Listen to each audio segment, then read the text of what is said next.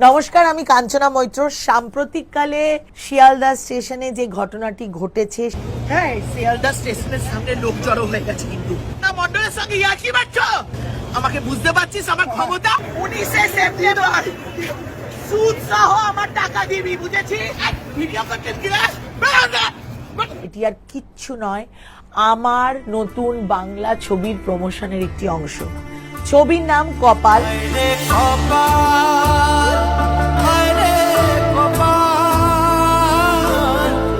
কারোর অনুভূতিকে বিশ্বাস করুন, আঘাত দেওয়া আমার বা আমাদের টিমের উদ্দেশ্য ছিল না। তবু কারোর অনুভূতিতে যদি আঘাত লেগে থাকে, আমি হাত জোর করে তার কাছে ক্ষমা চাইছি। আবার বলছি, আমি হাত জোর করে ক্ষমা চাইছি।